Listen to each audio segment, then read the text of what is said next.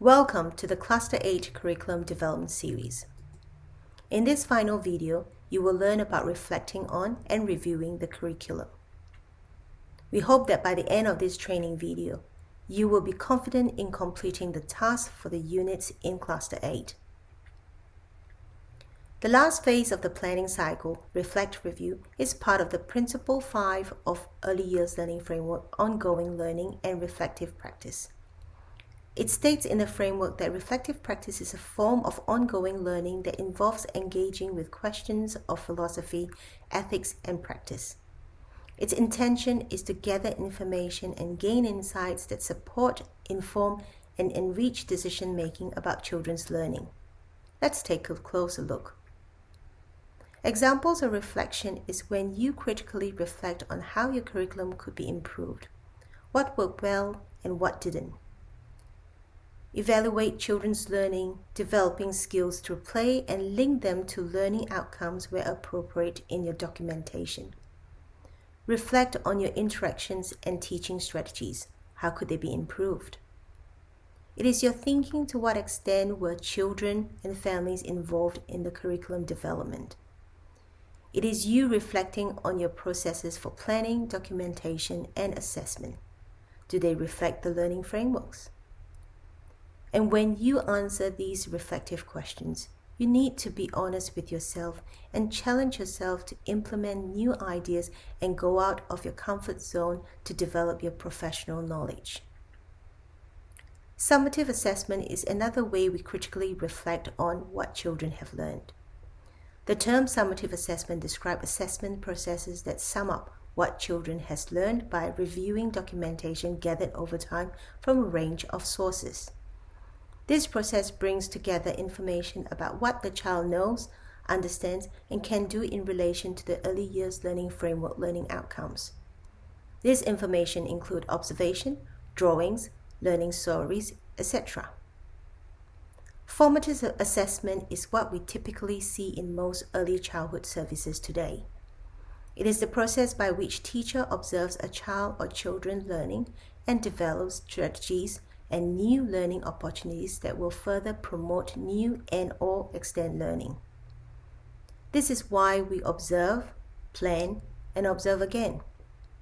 Formative assessment is a continuous process that measures progress towards learning outcome. You'll be asked in question 12 of Cluster 8 quiz to briefly describe the purpose of formative and summative assessment.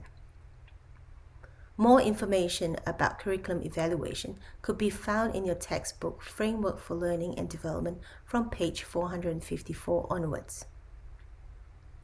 To include everyone that is involved in the curriculum when evaluating for improvement, we need to be able to share and exchange information with them. We ask children questions, we listen to their voices, and we build safe and secure relationships together. We share information with families more than ever now through the use of e-learning platforms such as StoryPark, Explore Playground, and Educa. We ask them to fill in forms. We ask them to share their weekends and family stories with us. We provide opportunities for them to be part of our program. We show them that they are valued.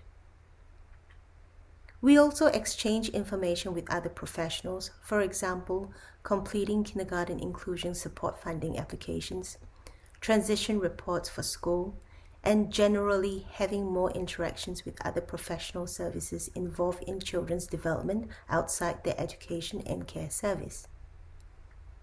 Ultimately, the aim is to support children in their learning and their development, as well as to empower them to be independent learners as they develop their sense of identity and well-being. Agency is being able to make choices and decisions to influence events and to have an impact on one's world. Supporting children's agency is about recognizing that children have the right to make choices and decisions and are capable of initiating their own learning. Why is independence important? It is important because our role as early childhood educators is to lead them into developing the sense of identity and well-being by empowering them to do things for themselves, and they learn to know that they can do it, which then promotes their confidence in learning independently. When agency is promoted in social learning environment, children will develop their sense of responsibility within the learning community and extend to the community and the world they are living in. They will also demonstrate their ability to be effective communicators when they know that they can make choices and decisions to influence events and lead their own learning and development. To encourage participation, we suggest ideas and opportunities for play, assist in and encourage social interactions, acknowledge and affirm children's effort, encourage children to share aspects of their lives, teach skills so that children can participate and contribute to group play, model language that children can use to express themselves, negotiate roles, and collaborate to achieve goals, plan opportunities for children to participate in meaningful ways in group discussions and shared decision-making about rules and expectations. Encourage children to do things for themselves and to problem solve by asking questions, engaging in conversations, and support teaching. Respecting a child's choice not to participate is also an important part of acknowledging and affirming the child's ability to make choices. And to avoid making judgment about children's choices is to give children the choice to participate in a variety of ways. Recognize their participation does not mean to have to be active. More information about curriculum and children's agency could be found in page 32 and 33 of the Frameworks for Learning and Development textbook. Well, we have come to the end of Cluster 8 Curriculum Development Series. We hope the training episodes has provided you with good level of foundation knowledge to participate in assessment tasks. Don't forget that you can always revisit these videos anytime. In addition, the learning modules and the textbook Frameworks for Learning and Development have all the information you need to support your learning journey. You can always contact your trainer too if you need further training and support. Thank you.